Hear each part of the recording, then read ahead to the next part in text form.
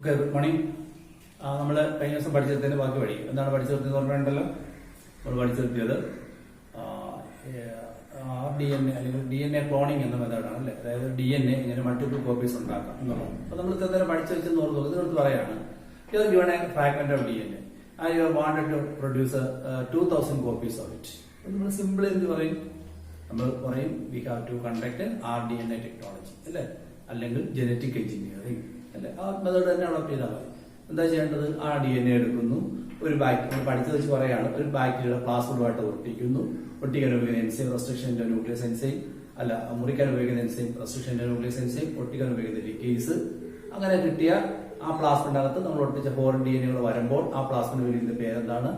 RDNA അല്ലെങ്കിൽ recombinant DNA അല്ലെങ്കിൽ heterogeneous DNA അല്ലെങ്കിൽ ഹെട്രോലോഗസ് DNA. മറ്റു വാക്കുകൾ പറയുന്നതാണ് കീമാറിക് DNA. ഇത്രയും പേരുമാണ്. അത് നമ്മൾ ഒരു ഹോസ്റ്റ് ബാക്ടീരിയയിലേക്ക് കടത്തിവിടും അല്ലെ. ആ ഹോസ്റ്റ് ബാക്ടീരിയയിലേക്ക് കടത്തിവിടുന്ന പേരാണ് ട്രാൻസ്ഫോർമേഷൻ. എന്നിട്ട് ആ ഹോസ്റ്റ് ബാക്ടീരിയ മൾട്ടിപ്ലൈ അനുവദിക്കും. അപ്പോൾ മൾട്ടിപ്ലൈ ചെയ്യുമ്പോൾ നമ്മൾ കൊടുത്ത ഫോറിൻ DNA കൂടെ മൾട്ടിപ്ലൈ ചെയ്യുന്നു അല്ലെ. ഇതാണ് നമ്മൾ ഉദ്ദേശിക്കുന്ന DNA ക്ലോണിംഗ് എന്ന് പറഞ്ഞത്. അതിന്റെ 3 സ്റ്റെപ്പുകളെല്ലാം നമ്മൾ പഠിച്ചു. അതിനെ കുറിച്ച് ഒന്നിട്ട് പറയാം. നമ്മൾ ഈ പറയാൻ പോകുന്നത് tools of RDNA technology. Tools: recombinant DNA technology. അതാണ് ടൂൾസ്.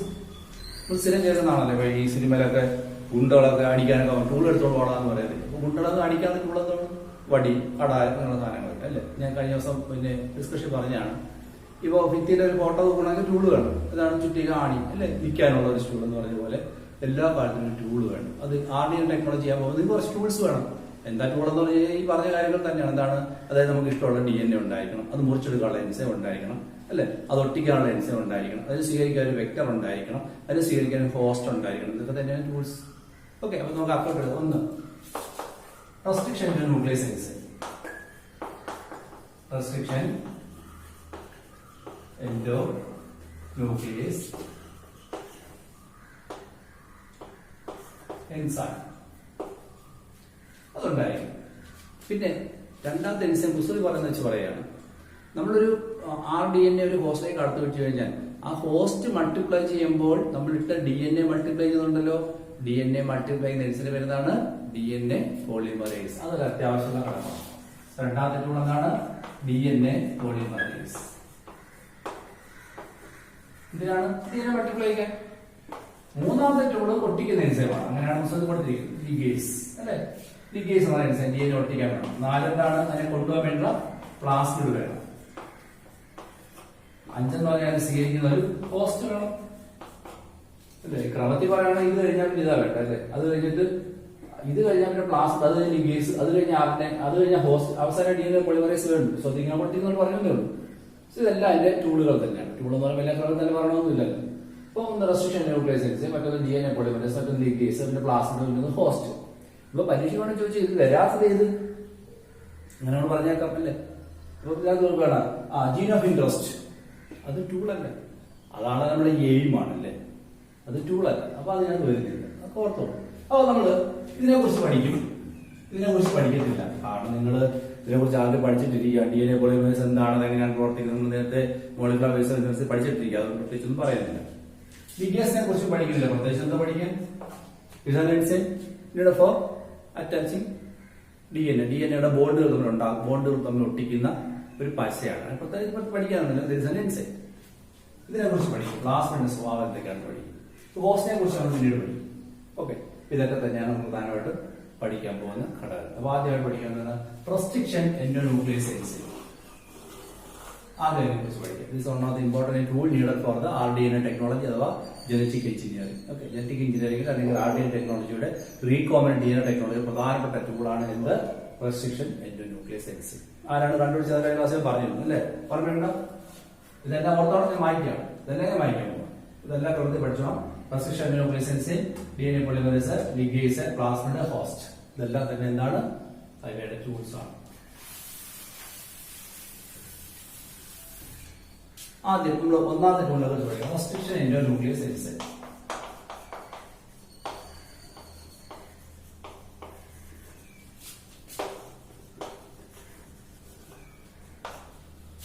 ഓക്കെ, ഹെർബർട്ട് ബോയർ എന്ന സയന്റിസ്റ്റ് ആണ് കണ്ടുപിടിച്ചത്. ഹെർബർട്ട് ബോയർ 1963 നമ്മൾ കഴിഞ്ഞ ക്ലാസ്സിൽ പരീക്ഷ പഠിച്ചായിരുന്നു ആദ്യത്തെ ഹിസ്റ്റോറിക്കൽ ഇൻസിഡന്റ്, അതായത് 1972 അത് നടക്കണമെങ്കിൽ എൻസൈം കണ്ടുപിടിക്കണ്ട, മുമ്പേ കണ്ടുപിടിച്ചത് 1963 കണ്ടുപിടിച്ചാൽ ഹെർബർട്ട് ബോയർ. ഇദ്ദേഹം ബാക്ടീരിയകൾ കുറെ പരീക്ഷണം നടത്തിക്കൊണ്ടിരിക്കുകയായിരുന്നു. ബാക്ടീരിയ എന്തൊക്കെ പുറത്തേക്ക് വിടുന്നു എന്നൊക്കെ നോക്കിയൊക്കെ കുറെ പരീക്ഷണങ്ങൾ നടത്തിക്കൊണ്ടിരിക്കുകയായിരുന്നു. അങ്ങനെ കുറെ പരീക്ഷണങ്ങൾ നടത്തിക്കൊണ്ടിരുന്നപ്പോൾ ബാക്ടീരിയ കുറെ എൻസൈം പുറത്തേക്ക് വിടുന്നുണ്ട്. നമുക്കറിയാം ബാക്ടീരിയ എന്തൊക്കെ എൻസൈമായിരിക്കും ബാക്ടീരിയ പുറത്തേക്ക് വിടുന്നത്. ഞാൻ കഴിഞ്ഞ ദിവസം പറഞ്ഞാണ്, ഒരു കഷ്ണം ചിക്കൻ നിങ്ങൾ തിന്നുന്നു, ഒരു കഷ്ണം ചിക്കൻ മേശപ്പുറത്ത് വെച്ചേക്കും. നിങ്ങളുടെ വയറ്റിൽ ചെന്നാൽ ആ ചിക്കനെ ദഹിപ്പിക്കുന്ന എൻസൈമുകൾ ഉണ്ടാവും. അതൊക്കെ തന്നെയാണ് ഈ മേശപ്പുറത്തിരിക്കുന്ന ചിക്കനെ അഴുകിക്കുന്ന ബാക്ടീരിയ പുറത്തേക്ക് വിടുന്നത്. അപ്പോൾ ബാക്ടീരിയ വളരുന്ന മാധ്യമത്തിലേക്ക് അത് എന്തൊക്കെ വിടും? ലിപ്പേസ്, പ്രോട്ടിയേസ്, അമിലേസ് ഇതെല്ലാം പുറത്തേക്ക് വിട്ടുകൊണ്ടിരിക്കും. കാരണം അതിന് തിന്നാനുള്ള സാധനങ്ങളെല്ലാം വെളിയിൽ കിടപ്പുണ്ട് അല്ലെ, അതിനെയൊക്കെ വിഘടിപ്പിക്കാനുള്ള എൻസൈം പുറത്തേക്ക് ഉണ്ട്. കൂട്ടത്തിൽ കാണാൻ 2 എൻസൈം കൂടെ പുറത്തേക്ക് വരുന്നുണ്ട്. അത് പരിശോധിച്ച് പറഞ്ഞാൽ 2 എൻസൈം എക്സ്ട്രാ ഇറങ്ങി വരുന്നു. അതെന്തുവാണെന്ന് അദ്ദേഹം കൂടുതൽ പഠിച്ചു. എന്താണ് ഈ ബാക്ടീരിയ 2 എൻസൈമുകൾ ഉണ്ടാക്കുന്നതായിട്ട് കണ്ടു. ബാക്ടീരിയ ശരീരത്തിനുള്ളിലും അല്ലെങ്കിൽ പുറത്തും ഒക്കെ ആയിട്ട് 2 എൻസൈം കൂടെ ബാക്ടീരിയ എക്സ്ട്രാ ഉണ്ടാകുന്നതായിട്ട് കണ്ടു. ഒന്നിനെ അദ്ദേഹം പഠിച്ചപ്പോൾ അത് മനസ്സിലായി. കട്ടിംഗ് DNA, ഒന്ന് DNA കട്ട് ചെയ്യുന്നതാണ് മനസ്സിലാക്കി. മറ്റൊന്ന് adding CH3 group to DNA. 2 enzyme ഒരു CH3 ഗ്രൂപ്പ് കൊണ്ട് DNA ഒക്കെ ഒട്ടിച്ചു പോകും. അത് കൊള്ളാലോ. മറ്റാണെങ്കിൽ DNA കണ്ടത് മുറിക്കുന്നു. അതും കൊള്ളാം.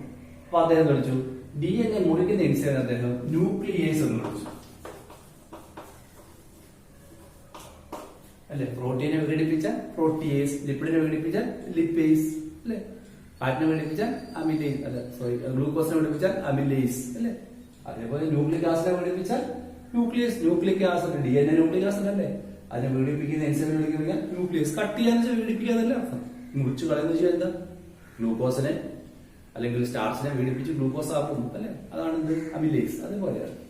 സോ ഒരു എൻസൈം അദ്ദേഹം കട്ടിംഗ് DNA, മറ്റൊന്ന് ആഡിങ് CH3 to DNA. അപ്പൊ അത് കൂടുതൽ പഠിച്ചു. 10 വർഷം എടുത്ത് മനസ്സിലാക്കണം. കൂടുതൽ പഠിച്ചു എന്തിനാണ് ഇയാൾ ഇത്ര കഷ്ടപ്പെട്ടാണ് ഉണ്ടാക്കുന്നത്. ഉണ്ടാക്കി മനസ്സിലായി ഇയാൾ ഇത് ഡിഫൻസിന് വേണ്ടിയിട്ട് ഉണ്ടാക്കുന്നതാണ്. ആരാണ് ബാക്ടീരിയ ഈ എൻസൈം എന്തിനാണ് ഉണ്ടാക്കുന്നത്? For its defence. ആരെ ഡിഫെൻഡ് ചെയ്യേണ്ടത്? ശത്രുക്കളെ അല്ലെ.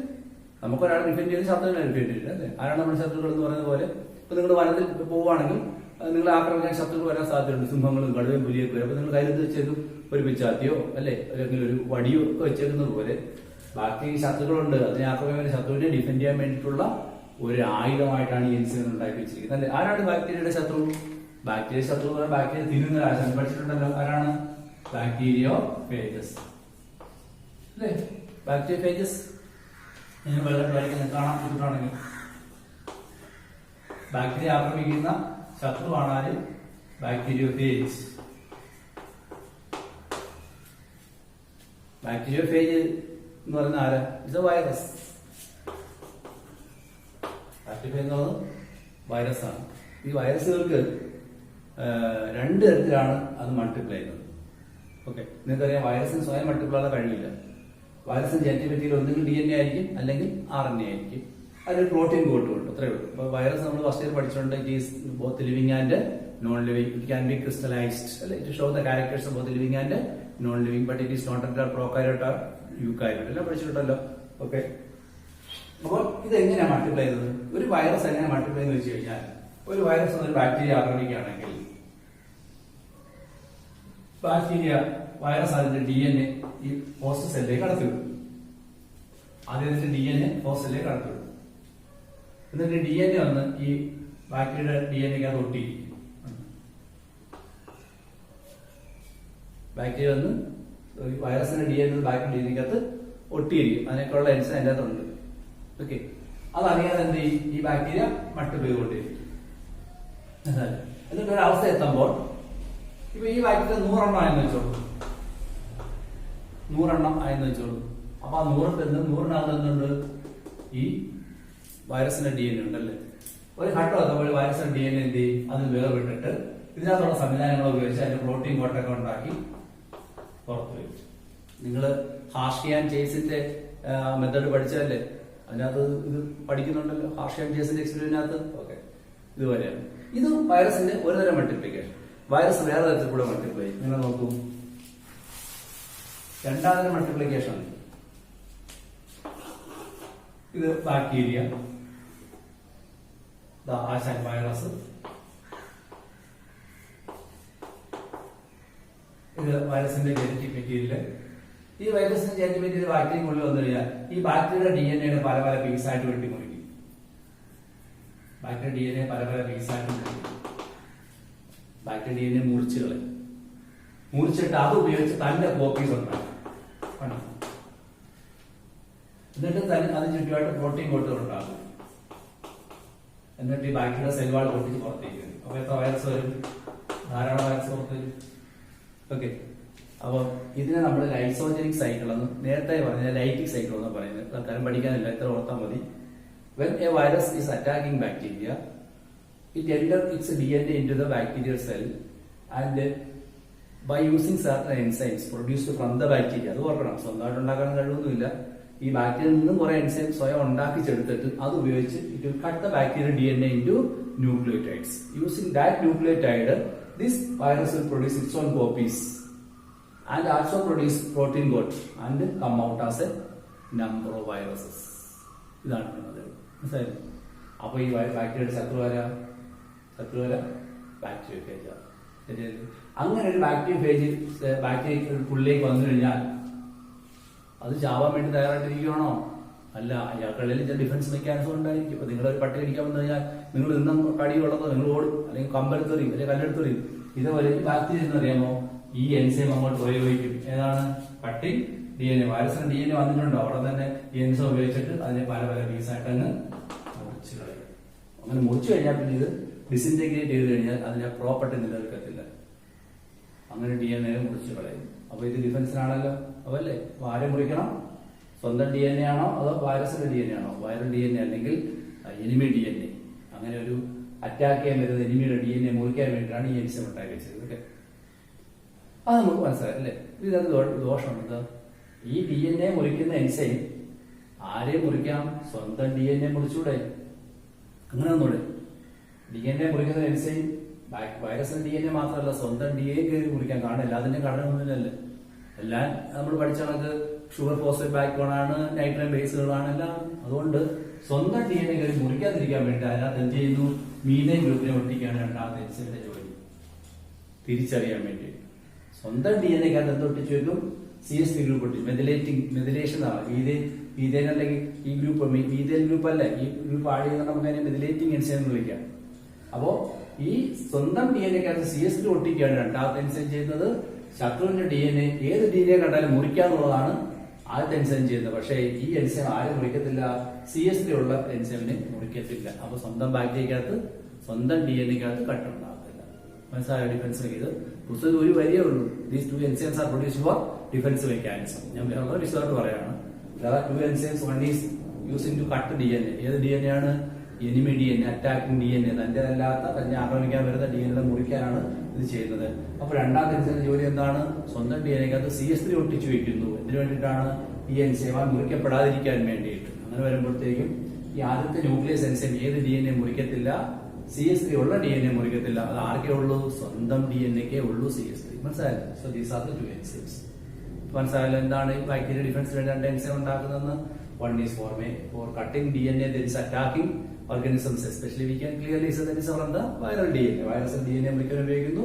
രണ്ടാമത്തത് സ്വന്തം DNA-കകത്ത് CH3 ഒട്ടിച്ചു വെക്കുക വഴി ഈ എൻസൈമിന്റെ മുറിപ്പാട് അല്ലെങ്കിൽ മുറിക്കൽ പ്രക്രിയയിൽ നിന്ന് രക്ഷപ്പെടും. ഇനി അപ്പം അതൊക്കെ മനസ്സിലാക്കിയിട്ട് ഇദ്ദേഹം കൂടുതൽ പഠിച്ചു, കുറെ കൂടെ കൂടുതൽ പഠിച്ചപ്പോ ഈ എൻസൈം, അതായത് ഈ ന്യൂക്ലിയസ് എൻസൈം എന്ന് പറയുന്നത് രണ്ട് തരത്തിലുണ്ട്. ഒന്ന് എക്സോന്യൂക്ലിയസ്. എക്സോന്യൂക്ലിയസ് എന്ന് വെച്ചാൽ എന്താ പറയാ? ഒരു DNA എങ്ങനെ വന്നു വെച്ചു? ഒരു DNA എക്സോന്യൂക്ലിയസ് വന്നതിന്റെ ഇവിടെ ഇങ്ങനെ മുറിച്ചുകൊണ്ടേയിരിക്കും. പുറം ഭാഗത്ത് മുറിച്ചിട്ട് to make at the outer side, എൻഡുകൾ മാത്രം, പുറത്ത് മാത്രം മുറിക്കും. നിങ്ങളുടെ ഏത്തക്ക ചിപ്സ് ഉണ്ടാക്കുന്നത് എങ്ങനെയാണ്? ഏത്തക്ക എടുത്തിട്ട് ഇങ്ങനെ ഇങ്ങനെ ഏത്തക്ക ചിപ്സ് ഉണ്ടാകാൻ വേണ്ടി ഏത്തക്ക എടുത്തിട്ട് അറ്റത്ത് മുറിച്ച് കളയത്തില്ലേ, ഒരു അറ്റം തന്നെ മുറിക്കുന്നത്. അതുപോലെ DNA കണ്ടു കഴിഞ്ഞാൽ അറ്റത്ത് ഇങ്ങനെ മുറിച്ച് അതുകൊണ്ടേയിരിക്കും. എക്സോന്യൂക്ലിയസ്.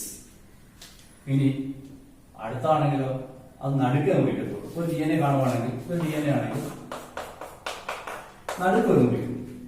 നമുക്ക് എന്ത് വിളിക്കാം? എൻഡോന്യൂക്ലിയസ്. അപ്പോ ന്യൂക്ലിയേസ് എന്ന എൻസൈമിനെ രണ്ടാക്കാൻ എന്തൊക്കെയാണ്? എക്സോന്യൂക്ലിയസും എൻഡോന്യൂക്ലിയസും. എക്സോന്യൂക്ലിയസ് എന്ത് ചെയ്യുന്ന make cut in the end, വേറെ endonuclease make cut in the inner side. മനസ്സിലായി? ഇങ്ങനെ കട്ട് ചെയ്യും. ഇനി ഇങ്ങനെ ഉള്ള രണ്ട് എൻസൈം കണ്ടുപിടിച്ചു അല്ലെ? ഇനി കുറെ കൂടെ വിശദമായിട്ട് പഠിച്ചപ്പോൾ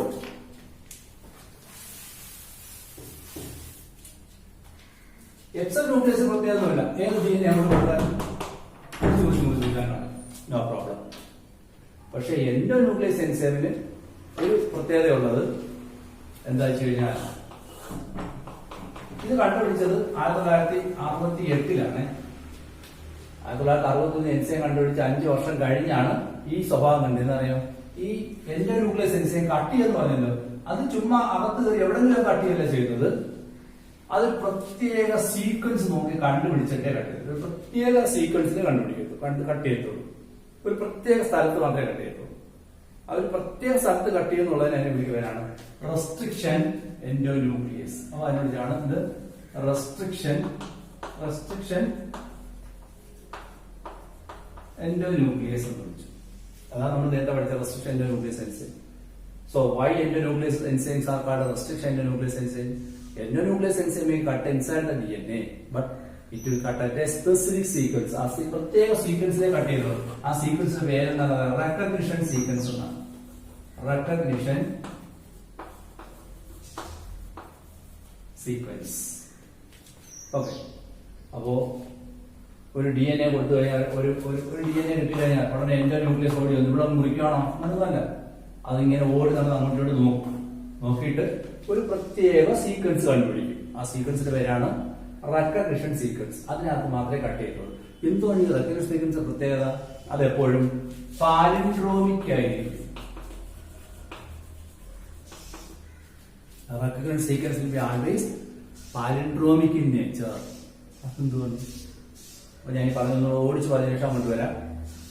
ഹെപ്പക്കോറായിട്ടുള്ള 63 ബാക്ടീരിയയിൽ നിന്നും സാധാരണ ഉണ്ടാകുന്നതിൽ കൂടെ 2 എൻസൈം കൂടെ വേർതിരിച്ചെടുക്കുന്നു.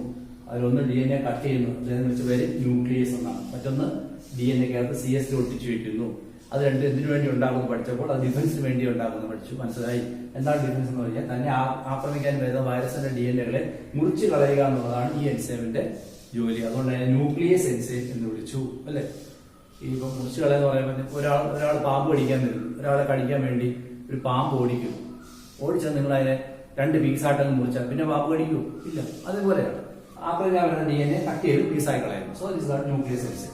അപ്പൊ സ്വന്തം DNA മുറിക്കാനുള്ള സാധ്യതയുണ്ട്. അതിനെ തടയാൻ വേണ്ടി അതിനകത്ത് CSP ഗ്രൂപ്പിനെ ഒട്ടിച്ചു കൊടുക്കുന്നതാണ് രണ്ടാമത്തെ എൻസൈമിന്റെ ജോലി. അപ്പൊ രണ്ടാമത്തെ എൻസൈം ഉള്ളത് കൊണ്ട് സ്വന്തം DNA മുറിക്കപ്പെടുകയും ഇല്ല. അത് വളരെ പോയിന്റാണ്. NSL ചോദിച്ചതാണ്. അടുത്തത് ഈ കട്ടിംഗ് DNA അഥവാ ന്യൂക്ലിയസ് എൻസൈമിനെ കൂടുതൽ പഠിച്ചപ്പോൾ 2 തരത്തിലുണ്ടെന്ന് മനസ്സിലായി. ഏത് DNA കണ്ടാലും അതിന്റെ ഒരു എൻഡിൽ നിന്നും കട്ട് ചെയ്യുന്ന എൻസൈം വിളിക്കുന്നവരാണ് എക്സോന്യൂക്ലിയസ് എൻസൈം. എന്നാൽ മറ്റൊരു എൻസൈം ഉണ്ട്, അത് എൻഡിൽ നിന്നല്ല കട്ട് ചെയ്യുന്നത്, അതിന്റെ നടുക്ക് പോയാണ് കട്ട് ചെയ്യുന്നത്. വിളിക്കുന്നവരാണ് എൻഡോന്യൂക്ലിയസ് എൻസൈം. കൂടുതൽ പഠിച്ചപ്പോൾ 1968 ഒരു കാര്യം മനസ്സിലാക്കി. എന്താണ് ഈ എൻഡോന്യൂക്ലിയസ് എൻസൈം എന്ന് പറയുന്നത്? എവിടെയെങ്കിലും കയറി അകത്തല്ല കട്ട് ചെയ്യുന്നത്, അവർ പ്രത്യേക സീക്വൻസ് നോക്കി കണ്ടുപിടിച്ചിട്ടാണ് കട്ട് ചെയ്യുന്നത്. ആ സീക്വൻസിന്റെ പേരാണ് റെക്കഗ്നിഷൻ സീക്വൻസ്. ഇനി എന്താണ് ആ സീക്വൻസ് പ്രത്യേകത? പാലിൻഡ്രോമിക് ആയിരിക്കും. Recognition sequence will be palindromic in nature. എന്താണ് പാലിൻഡ്രോമിക് എന്ന് പറയുന്നത്? ഓക്കെ, എന്താണ് പാലിൻഡ്രോമിക് എന്ന് പറഞ്ഞു കഴിഞ്ഞാൽ? അതായത് പാലിൻഡ്രോമിക് എന്ന് പറഞ്ഞു കഴിഞ്ഞാൽ ഒരു സീക്വൻസിനെ അങ്ങോട്ടും ഇങ്ങോട്ടും ഒന്നുപോലെ വായിക്കാൻ കഴിയുമെങ്കിൽ അതിനെ വിളിക്കുന്ന പേരാണ് പാലിൻഡ്രോമിക്.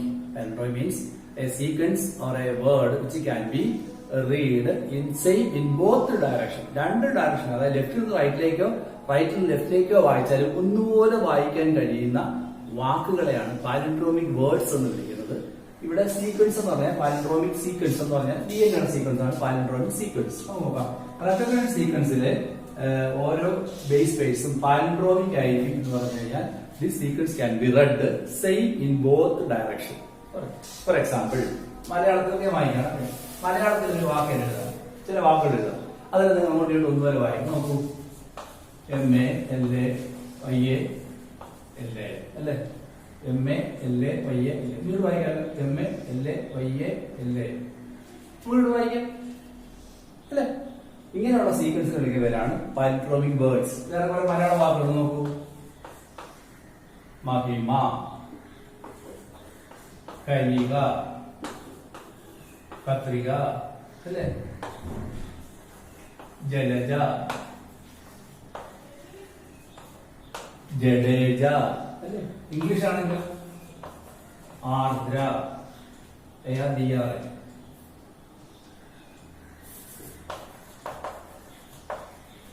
ആർദ്ര അല്ലേ. പിന്നെ വേറെ ഉണ്ട്, വികട കവി, മലയാളത്തിൽ വികട കവി, മോര് തരുമോ, ഇങ്ങനെ ഒരുപാടുണ്ട്, അത് കണ്ടുപിടിക്കാൻ കഴിയും. ഇങ്ങനെ അങ്ങോട്ട് ഇങ്ങോട്ട് വായിക്കാതെ വാക്കുകൾ വയ്ക്കുകയാണ് പാലിൻഡ്രോമിക് വേർഡ്സ്. മനസ്സിലായല്ലോ. അപ്പൊ റെക്കറൻസ് സീക്വൻസ് പ്രത്യേകത എന്താണ്? Recurrence sequence should be palindromic in nature. അടുത്ത പോയിന്റ് ഞാൻ പറയുന്നത്, what is palindromic? That's a sequence that can be read same in both direction. ഓർത്തോണം, that's a sequence in the DNA which can be read എന്ന് ചോപ്പ് നടത്തുന്നത്, read വായിക്കാൻ കഴിയുന്നത് same in both direction. അങ്ങോട്ടും ഇങ്ങോട്ടും ഒന്നുപോലെ വായിക്കാൻ കഴിയുന്ന സീക്വൻസ് വിളിക്കുന്നവരാണ് പാലിൻഡ്രോമിക്. പാലിൻഡ്രോമിക് മനസ്സിലാക്കാൻ വേണ്ടി ഞാൻ ഇതൊക്കെ പറഞ്ഞു. മലയാളം, ആർദ്ര, അതുപോലെ ഇത്തരം വാക്കുകളെല്ലാം തന്നെ നമുക്ക് അങ്ങോട്ടും ഇങ്ങോട്ട് വായിക്കാൻ കഴിയുന്നതാണ്. ഇതുള്ള വാക്കുകൾ വരുന്നത് കണ്ടുപിടിച്ചോളൂ. അപ്പൊ നമ്മൾ ഈ പാലിൻഡ്രോമിക് സീക്വൻസിലേക്ക് പോവുകയാണ്.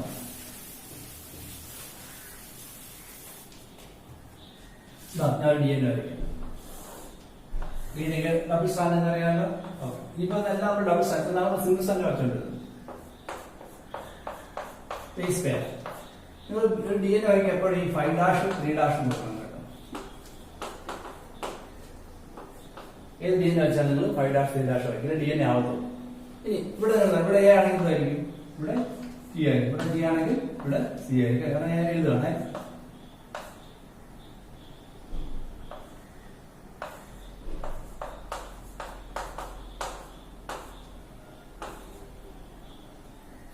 അപ്പൊ ഇങ്ങനെ എഴുതാം, C G.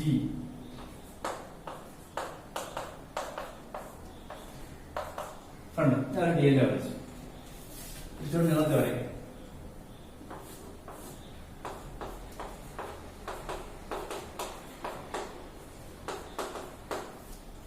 DNA വരച്ചു. ഞാൻ സീക്വൻസ് വരും. ഇവിടെ ആണ്, ഇവിടെ G ആയിരിക്കും, G ക്ക് C ആണ്, A ക്ക് T ആണ്, G ക്ക് C ക്ക് G ആണ്, G C. ഇങ്ങനൊക്കെ കറക്റ്റാണ്. നിർത്താൻ പറയാം. ഇതിനകത്ത് നിങ്ങൾക്ക് അങ്ങോട്ടും ഇങ്ങോട്ടും വായിക്കാവുന്ന ഒരു സീക്വൻസ് ഉണ്ടോ? ഒരുപോലെ വായിക്കാൻ കഴിയുന്ന ഒരു സീക്വൻസ് ഉണ്ടോ? ഉണ്ടോ? ഉണ്ട്. ഞാൻ കാണിച്ചു തരാം. നോക്കിയേ, ഇത് നോക്കിയേ, ഇവിടെ AG. അപ്പൊ ഇങ്ങോട്ട് വായിക്കാൻ GT CT എന്നായിരിക്കും. അപ്പൊ അത് ശരിയാവുന്നില്ല. പക്ഷെ നിങ്ങൾക്ക് നോക്കിയേ, കണ്ടോ, GAATTC. This is a palindromic sequence. Okay. ഇത് അങ്ങോട്ടും ഇങ്ങോട്ടും ഒന്നുപോലെ വായിക്കാൻ കഴിയുന്നുണ്ട്. എന്ത് സീക്വൻസ് ആണ്? പാലിൻഡ്രോമിക് സീക്വൻസ് ആണ്. This is A palindromic sequence.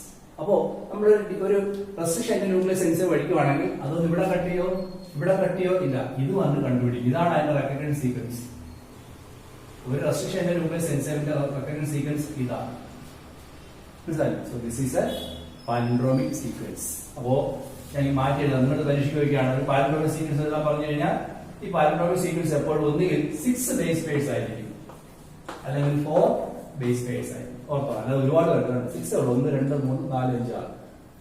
Palindromic sequence will be always either 6 or 4 അല്ലേ.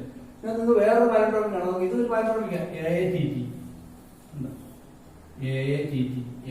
അതൊരു പാലിൻഡ്രോമിക് ആണ്. അപ്പൊ ഇത് GAATTC ഇത് എത്രണ്ണുള്ളത്? 6 നിങ്ങൾ തോരാണ് 4 എഴുതും. നിങ്ങൾക്ക് കൂടെ AATT 4 ഇങ്ങനെ നിങ്ങൾക്ക് സീക്വൻസ് ഉണ്ടാക്കാം. സോ ഇപ്പൊ ഞാൻ എന്താ പറയുന്നത്, endonuclease sensor will make a cut at the inner side of the DNA, and after 5 years it was discovered that the inner side of the DNA will be a recognition sequence. And what is the specialty of recognition sequence? It will be palindromic in nature. At the point, what is palindromic? Palindromic means a sequence in the DNA which can be read same in both direction. രണ്ട് തരത്തിൽ ഒരുപോലെ വായിക്കാൻ കഴിയുന്നതാണ് palindromic sequence. Give an example. അപ്പൊ നിങ്ങൾ പറയാണ് ഒരു palindromic സീക്വൻസിന്റെ maximum base pair എത്രയാണ്? ഒന്നുകിൽ 6 ബേസ് പെയർ അല്ലെങ്കിൽ 4 ബേസ് പെയർ. ഇത് ഒരു പാലിൻഡ്രോമിക് സീക്വൻസ് ആണ്,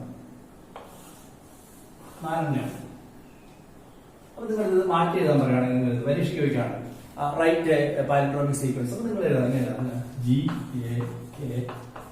GAATTC ഇങ്ങനെ എഴുതാനും മതി. ഞാൻ വരയ്ക്കുന്നതിന് പകരം എന്നിട്ട് GAATTC. പക്ഷെ ഇവിടെ ഇങ്ങനെ നിങ്ങൾ ഇത് കാണിച്ചിരുന്നത് എന്താണ്? 5 ഡാഷ് 3 ഡാഷ് 3 ഡാഷ് 5 ഡാഷ് കാണിച്ചിരുന്നത്. ഇതാണ് പാലിൻഡ്രോമിക് സീക്വൻസ്. പരീക്ഷയ്ക്ക് ഇത് കൊടുത്തിട്ട് പറയും what is speciality of the sequence എന്ന് പറയണം. It is palindromic in nature. Okay. ഇതിൽ അടുത്തത് construct other 4 or 5 sequences like this. ഇതുപോലെ 5-6 സീക്വൻസ് നിർമ്മിക്കാൻ പറഞ്ഞാൽ ഇങ്ങനെ നിൽക്കുന്നുണ്ടായി. ഇത് എഴുതാൻ കഴിയും. ഇതുപോലെ വേറെ എന്താണ് എഴുതാൻ നിങ്ങളെ കൊണ്ട് ഒക്കും. പക്ഷെ അതിൽ കുറുക്ക് വഴിയുണ്ട് ഞാൻ പറഞ്ഞാൽ. Okay. Construct palindromic sequences other. Palindromic sequence എത്രയാണെന്ന് പറഞ്ഞു? ഒന്നുകിൽ 6 അല്ലെങ്കിൽ 4 ബേസ് പെയർ. സിമ്പിൾ ആണ് കേട്ടോ. നിങ്ങൾ പാലിൻഡ്രോമിക് സീക്വൻസ് എഴുതാൻ വേണ്ടി നിങ്ങൾക്ക് അറിയാമല്ലോ, എ എപ്പോഴും ആരുമായിട്ട് ബോണ്ട് ചെയ്തോളും ടി ആയിട്ട്, ജി എപ്പോഴും സി ആയിട്ട്. അത് തിരിച്ച് മാസം വരും എന്ന് അറിയാം. അത് ഓർത്താൽ മാത്രം മതി. നിങ്ങൾക്ക് അറിയാം. നിങ്ങൾ എഴുതാൻ പാലിൻഡ്രോമിക് സീക്വൻസ് എഴുതാൻ പറഞ്ഞാൽ നിങ്ങൾ ആദ്യം ഒരു പെൻസിൽ ഇട്ട് വരയെങ്കിലും വരയ്ക്കുക. ഓക്കെ. എന്നിട്ട് ലെഫ്റ്റിൽ ഏതെഴുതുക, അതിന്റെ പേര് ഏതാണ്? ടി അല്ലേ, അത് അപ്പുറത്ത് എഴുതുക. ഇവിടെ നിങ്ങൾ സി ആണ് എഴുതുന്നെങ്കിൽ ഇവിടെ അതിന്റെ ജി എഴുതിയിരിക്കണം. ഇവിടെ ജി ആണ് എഴുതുന്നെങ്കിൽ ഇവിടെ സി എഴുതിയിരിക്കണം. കണ്ടോ? ഇത് അടുത്ത കമ്പ്യൂട്ടർ നോക്കും. സി അങ്ങനെ പേര് സിക്ക് എന്താണ്? ജി. ജിക്ക് എന്താണ്? സി. ടിക്ക് എന്താണ്? എക്ക് എന്താണ്? ടി. എന്താണ്? ജി. എന്താണ്? സി. വായിച്ചു നോക്കേ. GCA TGE, GCA TGC. എന്താ ഇവിടെ എന്ത് എഴുതുന്നോ അതിന്റെ പേര് അപ്പുറത്ത് എഴുതണം. ഇവിടെ എന്ത് എഴുതുന്നോ അതിന്റെ പേര് അപ്പുറത്ത് എഴുതണം. ഇവിടെ എന്ത് എഴുതുന്നോ അതിന്റെ പേര് അപ്പുറത്ത് എഴുതണം. എന്നിട്ട് ബാക്കി അതിന്റെ പേര് അപ്പുറത്ത് കൊടുത്തു കഴിഞ്ഞാൽ ഓക്കെ. വേറെ നിങ്ങൾ എന്താണ് ചെയ്യുന്നത്? 4 എഴുതുമ്പോൾ ഇവിടെ ഞാൻ ടി ഇട്ടു, ഇവിടെ എ ആയിരിക്കണം. ഇവിടെ ഇപ്പൊ സി ഇട്ടു, ഇവിടെ ജി ആയിരിക്കണം. അപ്പൊ അടുത്ത 4 ആയില്ല. പിന്നെ എഴുതി നോക്കും. C T A G. Simple അല്ല. ഇതുപോലെ നിങ്ങൾക്ക് എത്ര ബേസ് പെയർസ് വേണമെങ്കിലും ഉണ്ടാക്കാൻ കഴിയും. ഇതുപോലെ എത്ര പാലിൻഡ്രോമിക് സീക്വൻസ് വേണമെങ്കിലും ഉണ്ടാക്കാൻ കഴിയും. പരീക്ഷയ്ക്ക് വരെ മനസ്സിലാക്കിയാൽ ജസ്റ്റ് ഒരു സാങ്കല്പിക വര എഴുതുക. എന്നിട്ട് വരയെ വായിച്ചാൽ കേട്ടോ. എന്നിട്ട് വരയുടെ ലെഫ്റ്റിൽ ഇടുന്ന ലെറ്ററിന്റെ പേരായിരിക്കണം റൈറ്റ്. അങ്ങനെ മാറി മാറിയിട്ട് നിങ്ങൾക്ക് സീക്വൻസസ് ഉണ്ടാക്കാൻ കഴിയും. ഓക്കെ. അപ്പോൾ ഇതാണ് palindromic sequence.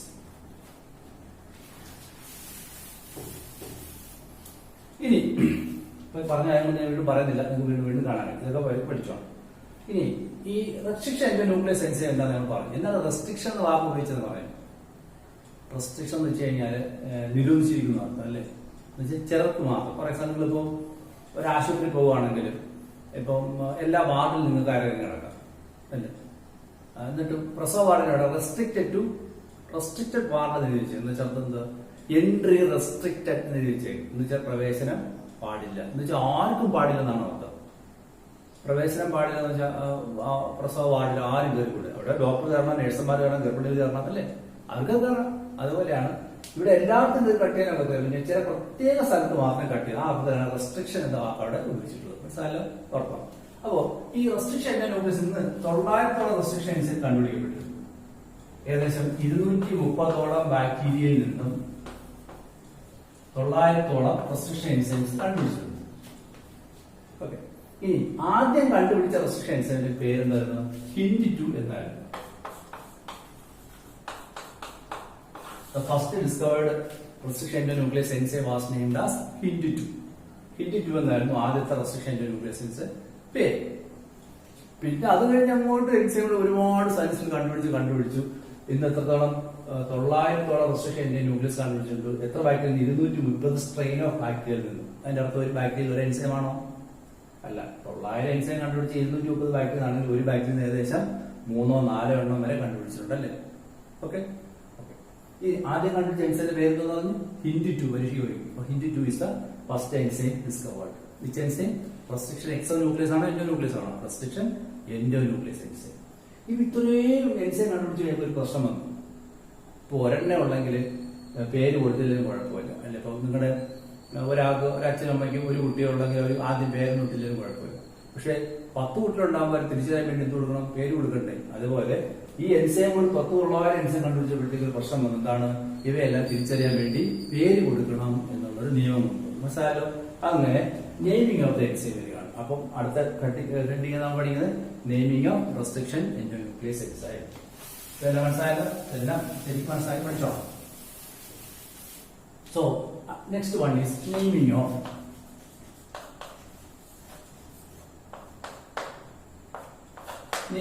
restriction endonuclease enzyme. Why? Because about 900 enzymes from 230 bacteria have discovered. അപ്പൊ കുറെ നിയമങ്ങളുണ്ട്. ഇപ്പൊ നിങ്ങൾ തന്നെ പഠിച്ചോളൂ, എന്തിട്ടൊരു പേര് കൊടുക്കുമ്പോൾ അന്താരാഷ്ട്ര നിയമമാണ് ബൈനോമിയൽ നോമൻക്ലേച്ചർ. പഠിച്ചില്ലേ? അതിന് കുറെ നിയമങ്ങളില്ലേ? അതിന്റെ ആദ്യക്ഷരം ക്യാപിറ്റൽ ആയിരിക്കണം, സ്പീഷീസ് നെയിമിന്റെ ആദ്യക്ഷരം സ്മാൾ ലെറ്റർ, ഇങ്ങനെ കുറെ നിയമങ്ങളുണ്ടല്ലോ. ഇതേപോലെ ഇതിന് നിയമങ്ങളുണ്ട്. നോക്കാം, ഈ നിയമങ്ങൾ അങ്ങനെ ആദ്യം പറയാം. നോക്കൂ, ഒരു ബാക്ടറിയുടെ പേരാണ്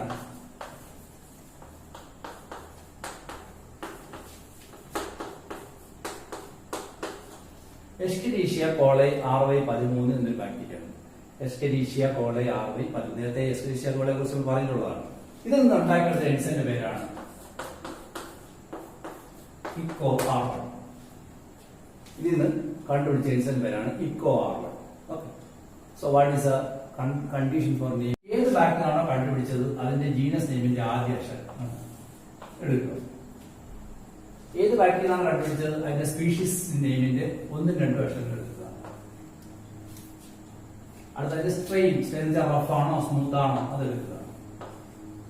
ഇനി ഈ ബാക്ടീരിയ 4 എൻസൈം വരെ കണ്ടുപിടിച്ചിട്ട് ഒന്നാമത് കണ്ടുപിടിച്ച എൻസൈം പേര് ഒന്നായിരിക്കും, രണ്ടാമത് കണ്ടുപിടിച്ചാൽ രണ്ടൊന്നായിരിക്കും. മനസ്സിലായില്ല? അപ്പൊ എത്രാമത് കണ്ടുപിടിച്ചത് എൻസൈം? ഒന്നാമത് കണ്ടുപിടിച്ച എൻസൈമാണ് ICOR1. ഈ ബാക്ടീരിയ മൂന്നാമത്തെ എൻസൈം ഏതായിരിക്കും? ICOR3 എന്നായിരിക്കും. ഈ ബാക്ടീരിയ 10ാമത് കണ്ടുപിടിക്കുകയാണെങ്കിൽ ICOR10 എന്നായിരിക്കും. മനസ്സിലായില്ലേ? So this is a condition for naming of the enzyme. Simple alle? So what is the condition? The first letter of the enzyme must be the first letter of the genus name of the bacteria from which it is taken. പറയുമ്പോൾ ഇത്രയൊക്കെ പരത്തി പറയണം അല്ലേ?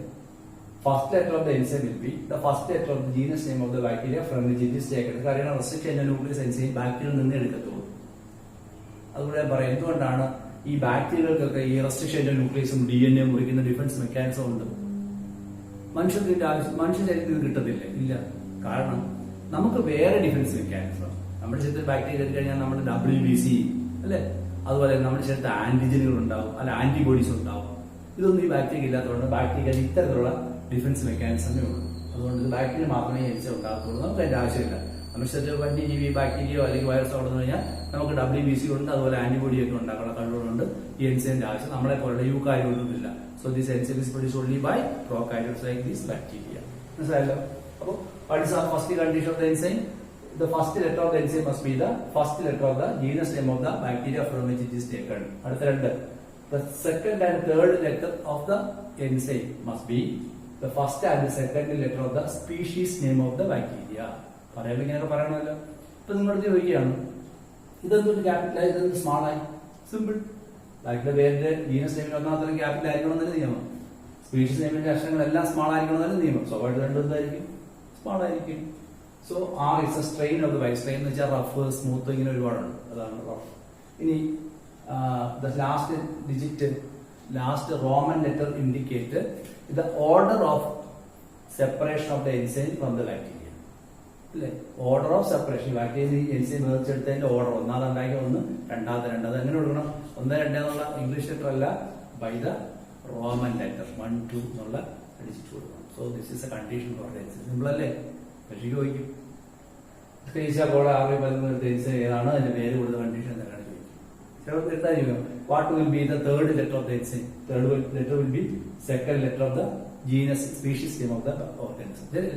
Third letter will be second letter of the species name of the bacteria. Fourth letter will be the strain of the bacteria. Fifth Roman letter will be the order of separation of the enzyme from the bacteria. Simple അല്ലേ? ഇത് വായിച്ചത് നിങ്ങൾക്ക് തോന്നുന്ന doubt എന്താണ്? പിന്നെ ആദ്യം പറഞ്ഞ കാര്യമുണ്ടോ? The first enzyme discovered was Int2. അതെന്താണ് അങ്ങനെ? അപ്പോൾ നിയമം ഇങ്ങനെയാണല്ലോ. നിയമം ഇങ്ങനെയാണ്. പക്ഷെ ഈ ആദ്യം എൻസൈമിന് പേരിടുന്ന നിയമം ഇല്ലല്ലോ.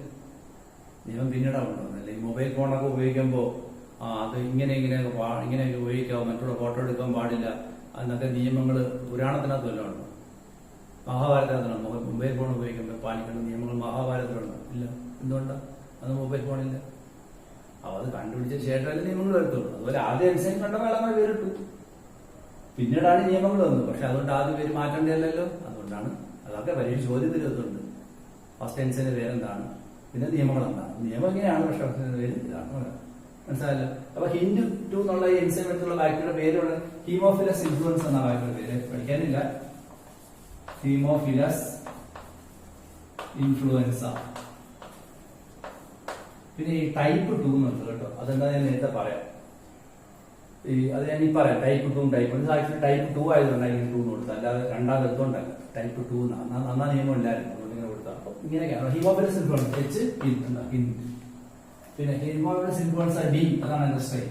ഇങ്ങനെയൊക്കെയാണ് അതൊക്കെ ഇട്ടത്. അപ്പൊ ഇത് പുറത്തോളാം. അപ്പൊ ഹിൻഡ് 2 ഏത് ബാക്ടീരിയ എടുത്തു വേണമെങ്കിൽ എൻട്രൻസ് ചോദിച്ചേക്കാം. ഹീമോഫിലസ് ഇൻഫ്ലുവൻസ ഡി എന്ന ബാക്ടീരിയ നിന്നാണ് ഹിൻഡ് 2 എന്ന് പറഞ്ഞ എൻസൈം എടുത്തിട്ടുള്ളത്. അപ്പൊ ഈ 900 എൻസൈമിന് 230 സ്ട്രെയിൻ ഓഫ് ബാക്ടീരിയ കണ്ടുപിടിച്ചെന്നുള്ളതൊക്കെ എന്റെ പോയിന്റാണ്.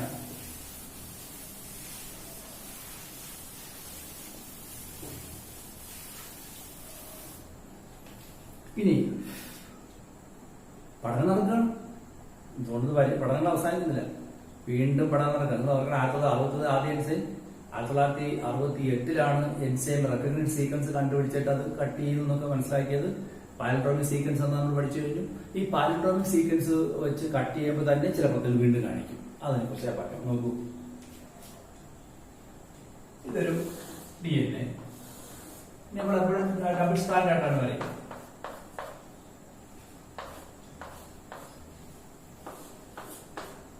ഫൈവ് ഡാഷ്, സ്വാഭാവികമായിട്ടും 3 ഡാഷ്, ഇവിടെ 5 ഡാഷ് ആയിരിക്കും, 3 ഡാഷ്. ബൈപോളാരിറ്റി നമ്മൾ പഠിച്ചാണ്.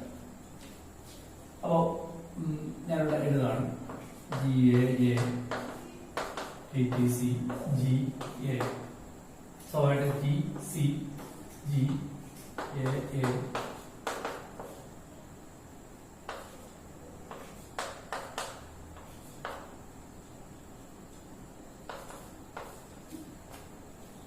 ഞാനിപ്പോ നമ്മൾ നേരത്തെ പഠിച്ച ഇക്കോ ആർബൺ എന്ന് പറഞ്ഞ എൻസൈം ഉണ്ടല്ലോ, അതാണ് GATTC കട്ട് ചെയ്യുന്നത്. അതുകൊണ്ട് ഓർത്തോണം, ഓരോ എൻസൈമിനും ഓരോ സീക്വൻസ് ആണ്. അല്ലാതെ നമ്മൾ ഒരു എൻസൈം പഠിച്ചാൽ എല്ലാം ഇത് GATTC കണ്ടുപിടിക്കത്തില്ല. ഓരോ എൻസൈമിനും ഓരോ സീക്വൻസ് കട്ട് ചെയ്തോളൂ. GATTC എന്ന് പറയുന്ന സീക്വൻസ് കണ്ടുപിടിച്ച് കട്ട് ചെയ്യുന്നത് ഇക്കോ ആർബൺ എന്ന് പറയുന്ന എൻസൈമാണ്. ഓക്കെ, അപ്പൊ ഞാൻ ഇതിനകത്ത് ഇക്കോ ആർബൺ എന്ന എൻസൈം DNA മുറിക്കാൻ വേണ്ടിയിട്ടാണ്. ഇത് എന്റെ ന്യൂക്ലിയസ് എൻസൈം ആണെന്ന് മനസ്സിലായില്ല. സ്വാഭാവികമായിട്ടും ആദ്യം എൻസൈം ഇങ്ങനെ ഓടി നടന്ന് നോക്കും. എന്താ നോക്കുന്നത് ഇതിനകത്ത് എവിടെയാണ് റെക്കഗ്നൈസ് സീക്വൻസ് എന്ന് കണ്ടുപിടിക്കാനാണ്. ആദ്യം ഇങ്ങനെ ഓടി നടന്നു നോക്കും. നോക്കിയിട്ട് ആ റെക്കഗ്നൈസ് സീക്വൻസ് കണ്ടുപിടിക്കും. ആ കണ്ടുപിടിച്ച് ഏതാണത്? ഇതാണ് ആ റെക്കഗ്നൈസ് സീക്വൻസ്. ഏതാണ്? GAATTC എന്ന് പറഞ്ഞാൽ ഇതാണ് അതിന്റെ റെക്കഗ്നൈസ് സീക്വൻസ്. അത് പോയി കണ്ടുപിടിക്കും. ഓക്കെ, കണ്ടുപിടിച്ചിട്ട് ഇതിനകത്ത് മുറിക്കാൻ ഞാൻ പറഞ്ഞല്ലോ അല്ലേ, അതെവിടെ മുറിക്കും? അവിടെ പ്രശ്നമുണ്ട്. ഇങ്ങനെ കണ്ടുപിടിച്ച ശേഷം എവിടെയെങ്കിലും കയറിയല്ല മുറിക്കുന്നത് ഒരു പ്രത്യേക സീക്വൻസ് ഇടുകയായിരിക്കണം. അത് ഇവിടെ മുറിക്കുന്നത്. ഇവിടെ ജിക്കും എക്കും മധ്യത്തിൽ മാത്രമേ ഇത് മുറിക്കത്തുള്ളൂ. ഈ സ്ഥാനം ജിക്കും എക്കും മധ്യത്തിൽ മുറിക്കുന്നത് ഈ സ്ഥാനം മുറിക്കണം. എവിടെ മുറിക്കും? അത് ഇവിടെ മുറിക്കത്തുള്ളൂ. ഇവിടെ ജിക്കും എക്കും മധ്യത്തിൽ മാത്രമേ മുറിക്കത്തുള്ളൂ. കണ്ടോ, അങ്ങനെ പ്രത്യേകതകളുണ്ട്. ഇത് ഭയങ്കര പ്രത്യേകതയുള്ള എൻസൈമാണ്. അയാൾ കാണുന്നത് മുറിക്കത്തില്ല. ആ എൻസൈം എല്ലാ പ്രൊസസ്സും എന്റെ ന്യൂക്ലിയസ് ഇങ്ങനെയാണ്. ഈ എൻസൈം ഒഴിച്ചു കഴിഞ്ഞാൽ എൻസൈം ഈ DNA ഒക്കെ തങ്ങോട്ട് ഓടി നടന്ന് മൊത്തം ഒന്ന് പരിശോധിച്ചിട്ട് അതിന്റെ പ്രത്യേക സീക്വൻസ് ആദ്യം കണ്ടുപിടിച്ചിട്ട് അത് തന്നെ ഒരു പ്രത്യേക ബേസ് പെയറുകൾക്കിടയിൽ മാത്രമേ മുറിക്കത്തുള്ളൂ. മനസ്സിലായി? അങ്ങനെ ഈ മുറിച്ചു കഴിഞ്ഞാൽ തൊട്ട് പിന്നാലെ ഈ ഹൈഡ്രജൻ ബോണ്ട്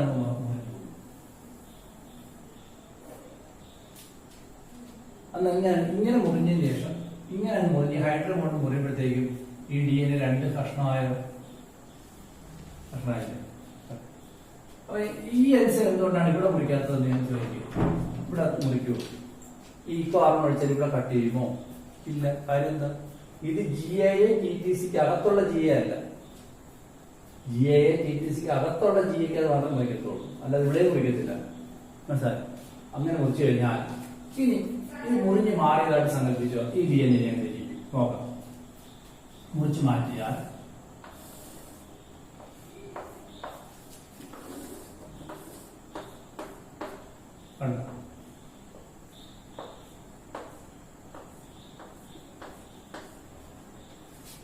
ജി, പിന്നെ എ ഇവിടെ ടി ടി സി, ജി അവിടെ ഉണ്ട് പക്ഷെ എ ഇവിടെ അല്ലേ, എ ടി ടി സി. പിന്നെ ഇങ്ങോട്ടുള്ള വരച്ച് വെക്കാം നമുക്ക്, G A T C T A. ഇത് ഇങ്ങോട്ടുണ്ട് ജി എ ടി സി അല്ല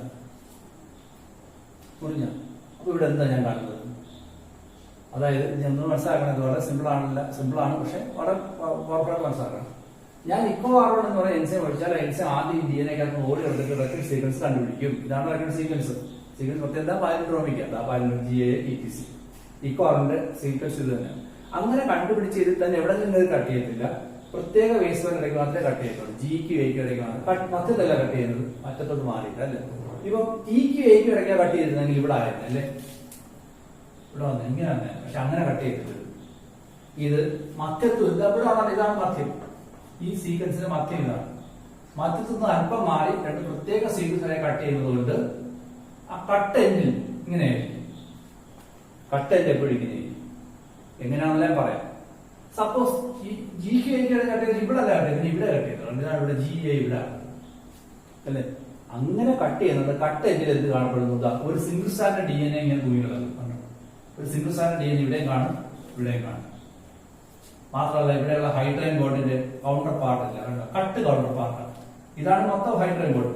അതിന്റെ ഒരു ഭാഗം കാണാനില്ല, കട്ട് കൗണ്ടർ പാർട്ടാണ്. നിങ്ങൾ എൻഡ് വിളിക്കുന്നവരാണ് sticky end. This end is called sticky end. ഇത് ഒരു സ്റ്റിക്കി എൻഡ് ആണ്, ഇത് ഒരു സ്റ്റിക്കി എൻഡ്. ഇത് വേറെ ഉണ്ട്, ഫോക്കസ് എൻഡ് വിളിക്കുക. Focus end.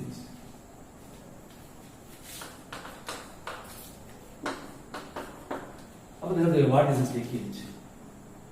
മലയാളത്തിൽ ആദ്യം പറയാം.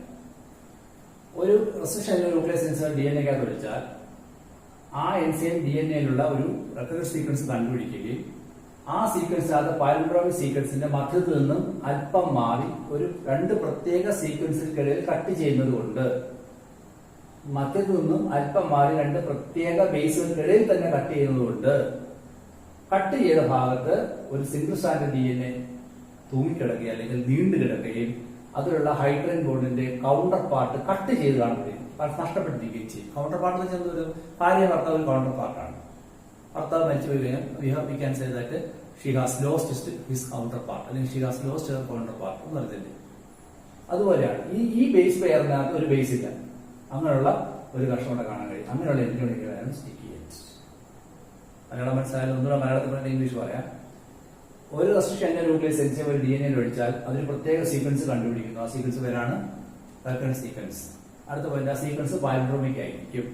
അങ്ങനെയുള്ള സീക്വൻസിന്റെ മധ്യത്തിൽ നിന്നും അല്പം മാറി രണ്ട് പ്രത്യേക സീക്വൻസുകൾക്കിടയിൽ തന്നെ കട്ട് ചെയ്യുന്നത് കൊണ്ട് കട്ട് എൻഡിൽ ഒരു സിംഗിൾ സ്റ്റാൻഡ് DNA ഇങ്ങനെ കിടക്കുകയും ചെയ്തു, അതിനെ സ്ട്രെച്ച് ചെയ്ത് കാണപ്പെടുകയും ചെയ്യും. അതിനകത്തുള്ള ഹൈഡ്രജൻ ബോണ്ടുകൾ നഷ്ടപ്പെട്ട ബേസോടുകൂടി കാണപ്പെടുകയും ചെയ്യും. അത്തരം എൻഡിനെ വിളിക്കുന്ന പേരാണ് സ്റ്റിക്കി എൻഡ്. ഞാൻ ഇംഗ്ലീഷിൽ പറയാം. When we apply a restriction nucleus in an enzyme, it will recognize a palindromic sequence and make a cut little away from the center in between two specific bases. The cut end will have an overhanging stretch of single stranded DNA with the cut അല്ലെങ്കിൽ lost counterpart of the hydrogen bond. ഇത്രയും പറഞ്ഞു അല്ലേ?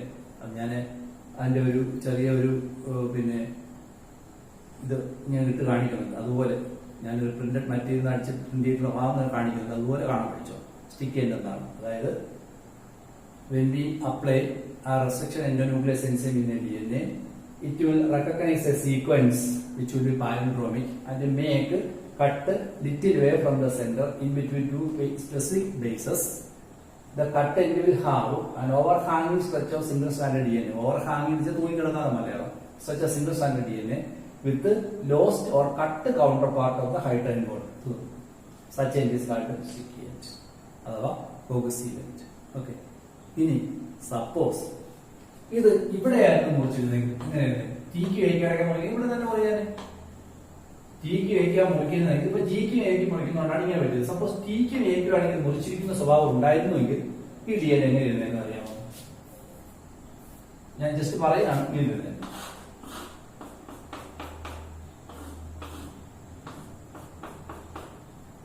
അല്ലേ? രണ്ടറ്റം ഒരുപോലെ തന്നെ, ശരിയല്ലേ? T A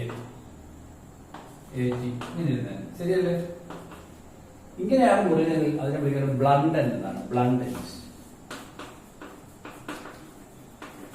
blunt end ഇങ്ങനെ മുറിക്കുന്നതാണ് type 2 enzyme. മറ്റേത് ഇത് ടൈപ്പ് 1 എൻസൈം. ആ ഹിന്റ് 2 ടൈപ്പ് 2 ആയതുകൊണ്ടാണ് ഇങ്ങനെയാണ് പേര് കൊടുത്തത്. ഓക്കെ, പഠിക്കേണ്ട ജസ്റ്റ് പറയും. ഇത് ബ്ലണ്ട് എന്നത് പറയും, ഇത് മനസ്സിലാക്കി ഇൻട്രസ്റ്റ് പഠിച്ചാൽ.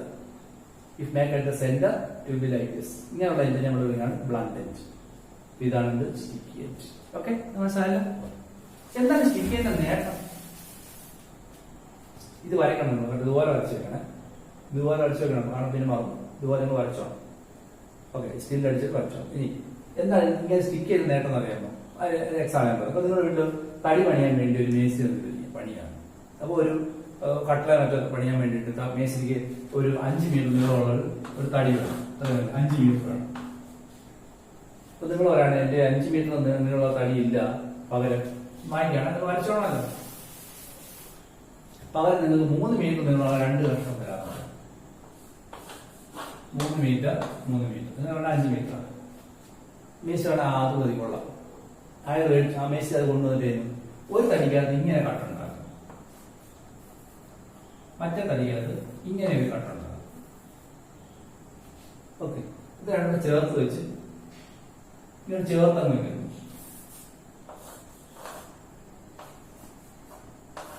ആണോ? എന്നിട്ട് ഇങ്ങനെ അണി അടിച്ചാൽ ഇത് ബലത്തിൽ ചെയ്തില്ല അല്ലേ? അതുപോലെ ഇങ്ങനെയുള്ള ഒരു തടി കഷ്ണം ഇങ്ങനെ തടികളെടുത്തിട്ട് ഇങ്ങനെ ചേർത്ത് വെച്ചിട്ട് ഒരാണി അടിച്ചാൽ ബലം കുറയത്തില്ല. ഇങ്ങനെ ഇരിക്കുന്നതല്ലേ ഇത്ര നല്ലത്? അപ്പൊ DNA ഒട്ടിക്കാൻ പറ്റിയ എന്റെ ഏതാണ്? ഇത്ര എന്റെ അല്ലേ? അല്ലേ? ഈ എന്റെ കാര്യം ഏറ്റവും നല്ലത് ഇങ്ങനെയുള്ള ബ്ലണ്ട് എന്റെ കാര്യം നല്ലത് സ്റ്റിക്കി എൻഡ് അല്ലേ? അപ്പോൾ the sticky end is helping for the making of DNA തമ്മിൽ ഒട്ടിക്കുവാൻ ഈ സ്റ്റിക്കി എൻഡാണ് ഏറ്റവും നല്ലത്. കാരണം എന്താ? അടുത്ത DNA വെച്ചു കൊടുത്താൽ മതി, ഇങ്ങനെയൊക്കെ ബോണ്ട് ഉണ്ടാകുന്നുണ്ട്, അപ്പൊ തമ്മിലൊന്നും ഒട്ടിക്കോളും. മനസ്സിലായി? So that is very good for the making of this rDNA, recombinant DNA. നിങ്ങൾ attaching DNA with another one. The sticky end is very much helpful. ഈ സ്റ്റിക്കി എൻഡ് എങ്ങനെയാണ് DNA ഒട്ടിക്കാൻ സഹായിക്കുന്നത്? പടമുണ്ട്, ആ പടം നമുക്ക് വായിക്കാം.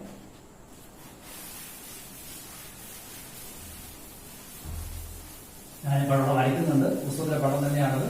ആ പടം നിങ്ങൾക്ക് ഇൻസെന്റീവ് കാണിക്കുന്നുണ്ട്. നിങ്ങൾ ആ പടം നിർബന്ധമായിട്ട് പരിശീലിക്കണം. C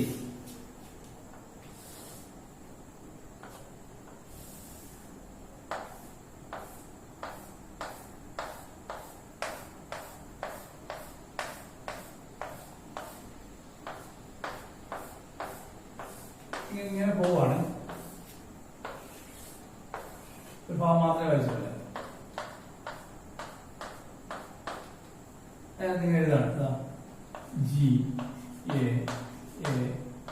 T T C C. അവിടെ G A T C C G. ഒരു DNA. ഒരു 2 4 വയസ്സ് വരയ്ക്കണം. ഇത് വേറെ DNA ആണ്.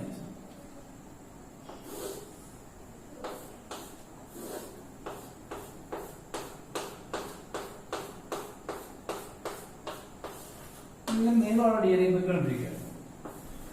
അതിനകത്ത് ഇങ്ങനെ G A T T C C T G A T C. കണ്ടിട്ട് ഇത് ഒട്ടിക്കണം. അതെന്താ ഇതിനകത്ത് ഈ ഫോർമുല കഴിക്കും.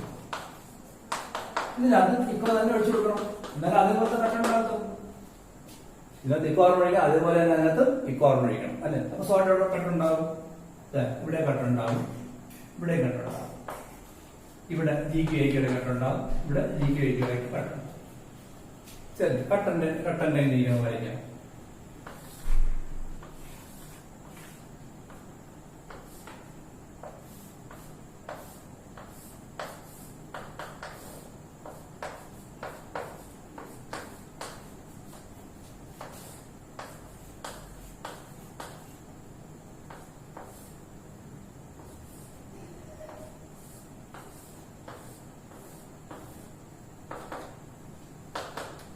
CG, അതായത് G C T T A A ഏതാണ് A A T T C എന്നിട്ട് ഇവിടെ ജി ജിയെ നമ്മൾ എക്സാമ്പിൾ വരയ്ക്കും. ഓക്കെ, ഇങ്ങനെ കട്ടുണ്ടാകുന്നു.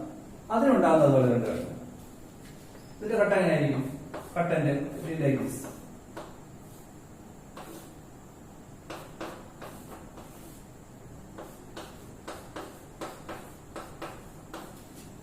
അടുത്ത വർഷം എങ്ങനെയായിരിക്കും?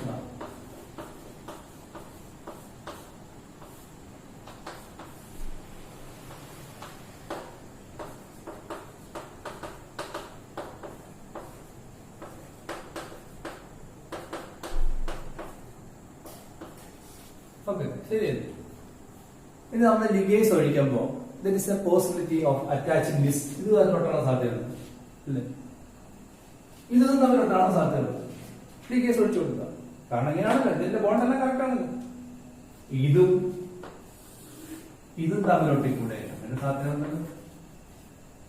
ഒട്ടിക്കൂടെ? അങ്ങനെ സാധ്യത ഉണ്ടല്ലോ. അപ്പൊ ഇങ്ങനെയുള്ള കുറെ ഫ്രാക്ചറുകൾ ഉണ്ടാക്കിയതിനു ശേഷം ഈ എൻസികളൊക്കെ ഒഴിച്ച് കുലുക്കി കൊടുത്തതിന് ശേഷം ഇതൊക്കെ വേർതിരിഞ്ഞ ശേഷം ലിഗേസ് ഒഴിച്ചു കഴിഞ്ഞാൽ വേറെ ഒട്ടുമ്പോൾ ഇതും അതും തമ്മിൽ ഒട്ടാൻ സാധ്യതയുണ്ട്. അങ്ങനെ ഒട്ടുമ്പോൾ എങ്ങനെയിരിക്കും നോക്കോളൂ. If there is a chance like that to be ഈ ഫ്രാഗ്മെന്റും ഒട്ടുകണം. ഏതെൻസ് ഒഴിക്കണം? ലിഗേസ് ഒഴിക്കണം. അപ്പോൾ എങ്ങനെയായിരിക്കും? to be like this.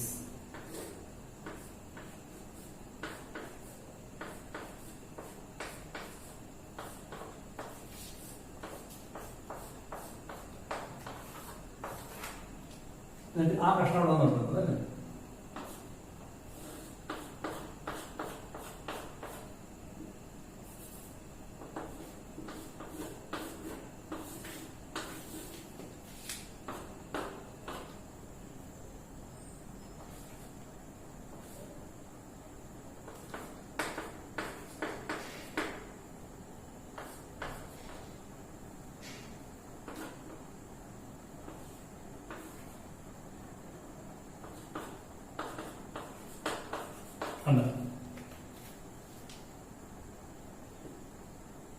GAA-TTC അപ്പൊ ഇത് പകുതി DNA പകുതി DNA. അപ്പൊ ഇങ്ങോട്ട് ഈ DNA നമുക്ക് എന്തൊക്കെയാണ്? ഡിസ്കാർഡ് ആ DNA. This is recombinant DNA. മനസ്സിലായില്ലേ? ഇങ്ങനെയാണ് DNA പരസ്പരം. സിമ്പിളാണ്. അപ്പൊ നമ്മൾ ഒഴിക്കേണ്ടത് റെസ്ട്രിക്ഷൻ ന്യൂക്ലിയസ് ഒഴിച്ച് ഇതുപോലെ കട്ടുണ്ടാകുമ്പോൾ ശ്രദ്ധിക്കേണ്ട കാര്യം എന്താണ്? ഏത് DNA ആണോ പരസ്പരം ഒട്ടിക്കേണ്ടത് ആ രണ്ട് DNAയിലും കട്ടുണ്ടാക്കാൻ നമ്മൾ എന്തിരിക്കണം? ഒരേ എൻസൈം ഒഴിക്കണം. എങ്കിലേ രണ്ടിടത്തും ഒരേ സ്റ്റിക്കേജ് ഉണ്ടാകത്തുള്ളൂ. അതാണ് ഇതിനകത്ത് പഠിക്കേണ്ട പാഠം. മനസ്സിലായി? ഇനി ഈ പാഠം മാത്രം കൊടുത്തിട്ട് ഇതിനകത്ത് ഇക്കോർന്ന് ഒഴിച്ചാൽ ഉണ്ടാകുന്ന ഫ്രാഗ്മെന്റ് വരയ്ക്കുക ഒരു വലിയ ചോദിച്ചാൽ അപ്പൊ ഇതുപോലെ പലരും തെറ്റിപ്പോകും. എവിടെ മുറിയും പല കാര്യത്തിൽ എവിടെ മുറിയുന്നത് പുസ്തകം കൊടുത്ത് ആ പടാൻ അനുസരിച്ചിട്ട് കാണിക്കുന്നത് അതുപോലെ വരച്ച് പഠിച്ചോ. ഇത് മനസ്സിലാക്കാൻ പഠിച്ചത് ഇങ്ങനെയാണ്. രണ്ട് തരത്തിൽ DNA ഒട്ടി കണ്ടോ? ഇതാണ് ആ DNA. ഒരു രണ്ട് DNA ഒട്ടിരിക്കുക. ഇങ്ങനെ നമുക്ക് DNA ഒട്ടിക്കാം. കണ്ടോ? മെത്തേഡ് പഠിക്കുന്നുണ്ട്. ഇങ്ങനെയാണ് ഓരോ കാര്യങ്ങൾ അഡ്വാൻസ് ചെയ്യുന്നത്. This is how we can produce ഇപ്പോൾ ഇതുപോലെ വരച്ച് പഠിച്ചോ.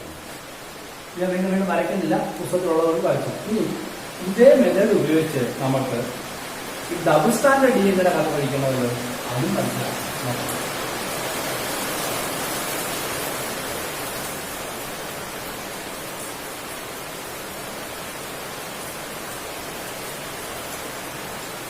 നമ്മൾ ഇത്ര നേരം ഒരു DNA ഒരു വര വരച്ച് മുറിച്ചല്ലേ പഠിച്ചത്. ആക്ച്വലി ഒരു DNAക്ക് രണ്ട് വര വരച്ച് പഠിച്ചു നോക്കാം നമുക്ക്. ഒരു DNA ഇത് എനിക്കൊരു കഷ്ണം മുറിച്ചെടുക്കണം. ഒരു ചോദ്യം ചോദിച്ചോട്ടെ. ഒരു DNAക്കകത്ത് 9 സ്ഥലത്ത് GAA-TTC ഉണ്ടെന്ന് വെച്ചോ. 9 സ്ഥലത്ത് GAA-TTC ഉണ്ട്. ഞാൻ ഇപ്പോൾ ഓർമ്മ ഒഴിച്ചാൽ ഇത് എത്ര കഷ്ണമായിട്ട് മുറി? ഒരു DNAക്കകത്ത് 9 സ്ഥലത്ത് GAA-TTC ഉണ്ട്.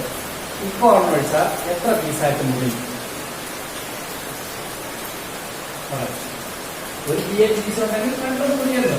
ഒരു GAA-TTC ഉണ്ടെങ്കിൽ മുറിയും. അടുത്ത ഇങ്ങനെ മുറി, അതായത് ഒരു GATC ഇങ്ങനെ മുറി, ഞാൻ മൊത്തം വരികയുണ്ട്, രണ്ടെണ്ണത്തിന് ഇങ്ങനെ മുറി. അപ്പൊ ഒരു 9 10 കഷ്ണവും ശരിയല്ലേ. ഇനി ഒരു പ്ലാസ്റ്റിനകത്താണെങ്കിലും അത് 9 കഷ്ണമേ മുറിയത്തുള്ളൂ. കാരണം എന്താ, വശം തിരിക്കരുത്. ഒരു വള എടുത്ത് 9 അടുത്ത് മുറിച്ചാൽ എത്ര കഷ്ണം കിട്ടും? 9 ദിവസം കിട്ടും. ഒരു കമ്പെടുത്ത് 9 അടുത്ത് മുറിച്ചാൽ 10 കഷ്ണം കിട്ടും. അത് ഓർത്താൽ മതി. എന്താ ചോദിച്ചാൽ മതി. അപ്പോൾ ഞാൻ ഇതിനെ മുറിക്കാൻ പോകും. ഇനി ഒരു കഷ്ണം എനിക്ക് വെളിയിലെടുക്കണമെങ്കിൽ 2 കഷ്ണം മുറിക്കണം, വേണ്ട. ഞാൻ ഇപ്പോൾ ഓർമ്മ ഇവിടെ കട്ടായി, ഇവിടെയും കട്ടായി, ഇവിടെ കട്ടായി, ഇവിടെയും കട്ടായി. സ്വാഭാവികം അടുത്ത ഘട്ടത്തിൽ ഒരു കഷ്ണം മുറിഞ്ഞു.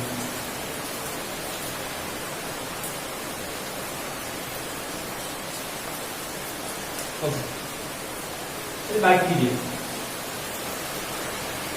അതിന്റെ പ്ലാസ്റ്റിനാണ്. ഞാൻ പ്ലാസ്റ്റിനെ ഡബിൾ സ്റ്റാൻഡായിട്ടാണ് വരയ്ക്കുന്നത് കേട്ടോ. പ്ലാസ്റ്റിക് ചെയ്യുന്ന ഡബിൾ സ്റ്റാൻഡ് അറിയാമോ, ഞാൻ പുറത്തേക്ക് എടുത്തു.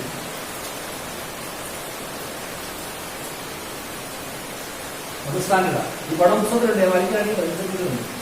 ഇതിനകത്ത് ഞാൻ എന്ത് തന്നെ കഴിക്കണം, ഇപ്പോൾ ആണോ തന്നെ കഴിക്കണം. അതിനകത്ത് എനിക്ക് 2 കഷ്ണം ഉണ്ടാവണം. ഇവിടെ കണ്ടുണ്ടായി, ഇവിടെ കണ്ടുണ്ടാവണം. സ്വാഭാവികം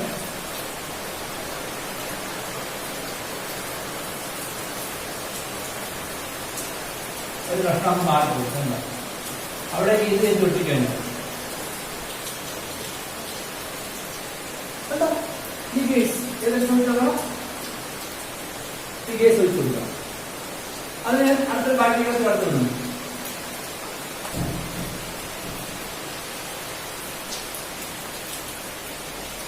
ഈ ബാക്ടീരിയ പറ്റുമായിരുന്നു.